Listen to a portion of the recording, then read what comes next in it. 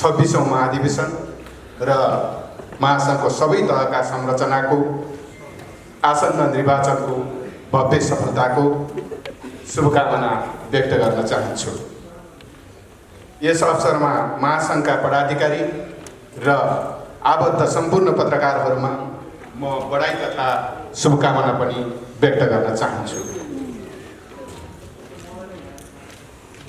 आदरणीय पत्रकार मित्रहरू, यहाँहरूमाझ उपस्थित भएर आज मैले यहाँहरूसँग एउटा कुरा भन्नै पर्ने हुन्छ।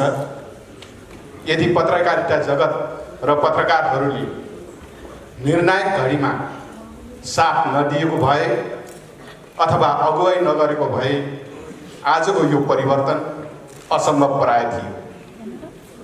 शान्ति स्थापना, गणतन्त्र, सङ्घीयता, धर्मनिरपेक्षता र सामाजिक न्याय सहितको यो समानुपातिक समावेशी शासन व्यवस्था प्राप्त गर्नु पनि असम्भव जस्तै थियो। यी उपलब्धिहरू दशकौं लामो क्रान्ति तथा सङ्घर्षबाट नेपाली जनताले प्राप्त गरेका हुन्। संविधानको प्रस्तावनामै उल्लेख गरिएको छ, पूर्ण प्रेस स्वतन्त्रता र विचार तथा अभिव्यक्तिको स्वतन्त्रताको हक पत्रकार र जनताको सङ्घर्षबाट प्राप्त भएको यो उपलब्धिहरू हुन्। नेपाल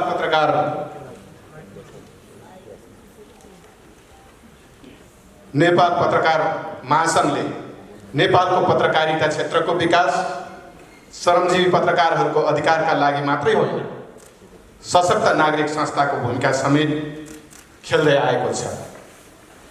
जनयुद्धको क्रममा नेपाल पत्रकार महासङ्घ र यसका नेतृत्वकर्ताहरूले शान्ति वार्ताको लागि खेलेको भूमिका निकै स्मरणीय छ। गणतन्त्र प्राप्तिका लागि जनयुद्धमा जति बेला म सैन्य नेतृत्वमा थिएँ त्यस समयमा नेपाल पत्रकार महासङ्घले नागरिक स्तरबाट औपचारिक रूपमा नै गणतन्त्रको प्रस्ताव गरेको निर्णय सार्वजनिक गर्दा हामी निकै हर्षित भएको मैले विशेष स्मरण गर्न चाहन्छु। गणतन्त्रका लागि जगाउने नेपाल पत्रकार महासङ्घको यो ऐतिहासिक निर्णयप्रति उच्च सम्मानका साथ महासङ्घलाई म विशेष धन्यवाद दिन चाहन्छु। नेपालको राजनीतिक परिवर्तनका लागि पत्रकारहरूले खेल्नुभएको भूमिकाको म यस अवसरमा मुक्त कण्ठले प्रशंसा गर्न चाहन्छु। गणतन्त्र, सङ्घीयता, धर्मनिरपेक्षता, सामाजिक न्याय सहितको समानुपातिक समावेशी शासन व्यवस्थालाई सार्वभौम संविधान सभाबाट बनेको संविधानले संस्थागत गरेको छ। संविधानको प्रस्तावनामै पूर्ण प्रेस स्वतन्त्रता लेखिएको छ र विचार तथा अभिव्यक्ति स्वतन्त्रताको हकको सुनिश्चितता गरिएको छ। संविधान र कानुनको पालना गर्नु तपाईँ हामी सबै नागरिकको कर्तव्य हो भन्ने लाग्छ। आदरणीय पत्रकार मित्रहरू, देश अहिले राजनीतिक सङ्कटको भुमरीमा छ। प्रतिनिधि सभा विघटन गरिएको छ। यसको विरुद्ध र समर्थनमा प्रदर्शनहरू भइरहेका छन्।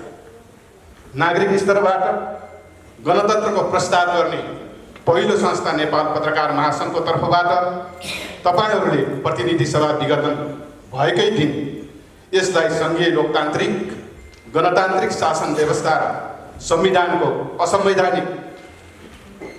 संवैधानिक व्यवस्था विरुद्ध भन्नुभएको छ।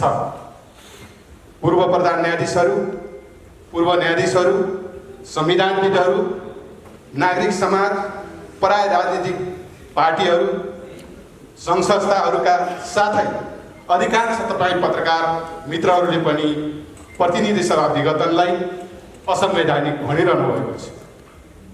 नेपाली जनता राजनीतिक स्थायित्व, समृद्धि, विकास निर्माण र आर्थिक सामाजिक जीवनमा परिवर्तनका साथै संविधानको पालना, संरक्षण र संविधान प्रदत्त अधिकारको प्रयोग गर्न चाहन्छन्। प्रतिनिधि सभा विघटनपछि गहिरो राजनीतिक सङ्कटबाट जनतामा निराश र आक्रोश छाएको छ। जनतामा निराश र आक्रोश छाउनु देशका लागि राम्रो सङ्केत होइन। नयाँ संविधान कार्यान्वयनको प्रारम्भिक चरणमै संविधानमाथि प्रहार गरियो, देशलाई भुमरीमा पारियो, प्रतिगमन भयो भनी प्रश्न उठ्ने गरी परिस्थितिको सिर्जना हुनु ज्यादै दुःखद कुरा। संविधानको संरक्षण र पालना सबै सङ्घ संस्था तथा आम नागरिकको कर्तव्य।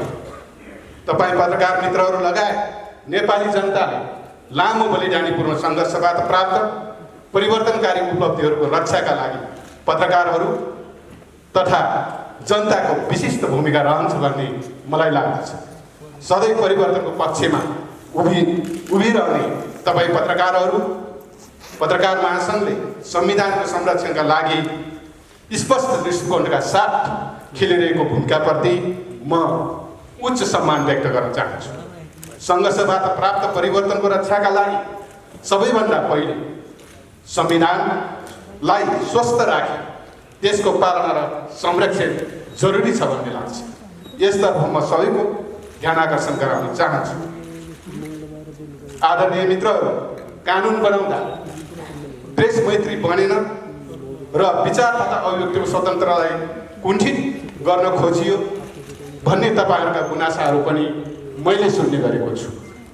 संविधानले पूर्ण प्रेस स्वतन्त्रता र विचार तथा अभिव्यक्तिको स्वतन्त्रताको सुनिश्चितता गरिसकेकोले संविधान बमोजिम बन्ने अन्य कानुनहरू पनि प्रेस मैत्री र विचार तथा अभिव्यक्ति स्वतन्त्रतालाई कुण्ठित नगर्ने गरी बन्ने कुरामा पनि म विश्वस्त छु। अर्कोतर्फ सार्वभौम सत्ता, भौगोलिक अखण्डता, राष्ट्रियता लगायतका विषयमा सञ्चार जगतले ध्यान दिनुपर्ने कुराहरू संविधानले नै प्रश्न पारिसकेको छ र पत्रकारहरू आफैले आफ्ना लागि आचार संहिता पनि बनाइएको सन्दर्भमा कानुनहरू प्रेस मैत्री बनाउन म सबै पक्षहरूको पनि ध्यान आकर्षण गराउन चाहन्छु।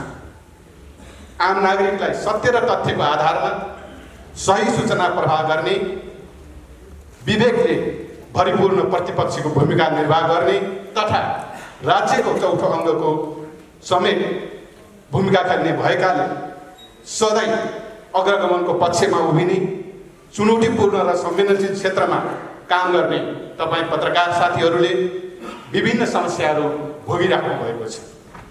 पत्रकारहरूले न्यूनतम पारिश्रमिक समेत, यहाँ अघि कुरा पनि उठेको छ, पारिश्रमिक समेत पाउन नसकेको गुनासाहरू आइरहेका छन्, जो कुरा अघि मन्त्रीजीले प्रश्न पारिसक्नु भएको छ। पत्रकारहरूले न्यूनतम पारिश्रमिक समेत पाउन नसकेको गुनासाहरू आइरहँदा जनतालाई सुसूचित गर्दै नागरिक अधिकारको पक्षमा उभिने, लोकतन्त्रको पहरेदारी गर्ने क्षेत्रमा नयाँ पुस्तालाई आकर्षित गर्नका लागि पनि पत्रकारहरूको श्रमको सम्मान हुने व्यवस्थाको सुनिश्चितता गर्न जरुरी छ। म यस अवसरमा श्रमजीवी पत्रकारहरूको न्यूनतम पारिश्रमिक श्रम लागू गर्न र साना लगानीका सञ्चार माध्यमहरूको उत्थानका लागि पनि म सरकारको ध्यान आकर्षण गराउन चाहन्छु। पछिल्ला दिनमा पत्रकारिताप्रति जनगुनासाहरू पनि थपिँदै आएका छन्। सूचना र प्रविधिको युगका कारण नागरिकहरूमा चेतनाको अभिवृद्धि भएको छ र सामाजिक सञ्जालको प्रयोग उच्च छ। पत्रकारिता क्षेत्रमा के भइराखेका छन् भन्ने कुरा नागरिकहरूले तुरुन्तै सामाजिक सञ्जाल मार्फत जवाब दिन सक्ने अवस्थामा जनताहरू पुगिसकेका छन्। हाम्रो पत्रकारिताले कतै विश्वसनीयता गुमाउन थालेको त होइन भन्ने प्रश्न पनि उठ्न खोजेको देखिन्छ। ठुला सञ्चार माध्यमहरूमा पनि कहिलेकाहीँ धर्म छोडेको जस्तो देखिनु, सिद्धान्तबाट डगमग्न थालेको जस्तो देखिनु, आशाको सञ्चार गर्ने भन्दा पनि निराशा मात्रै बाँडेको जस्तो देखिनु जस्ता प्रश्नहरू जबरजस्त उठ्न थालेको पनि देखिन्छ। मलाई विश्वास छ यहाँहरूले यस बारेमा गम्भीर मनन पक्कै पनि गरिराख्नु भएको छ।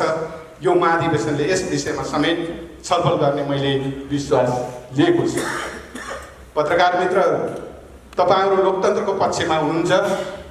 लोकतन्त्रको पक्षमा उभिनेहरूले आन्तरिक लोकतन्त्रमा पनि ध्यान दिनुपर्दछ। नेपाल पत्रकार महासङ्घले पहिलोपटक प्रत्यक्ष निर्वाचन प्रणाली अंगीकार गरेर प्रत्येक सदस्यले मतदान गर्न पाउने सर्वाधिक लोकतान्त्रिक प्रणाली अवलम्बन गरेको सुन्दा मलाई ज्यादै खुसी लागेको छ। तपाईहरूको यो अभ्यासले लोकतन्त्रको उच्चतम अभ्यास गर्ने संस्थाको रूपमा पनि पत्रकार महासङ्घको थप परिचय बन्नेछ भन्ने मैले विश्वास लिएको छु।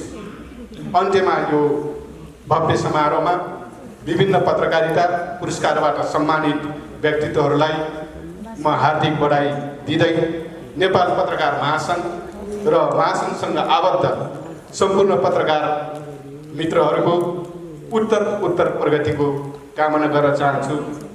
हवस् त, धन्यवाद, नमस्कार।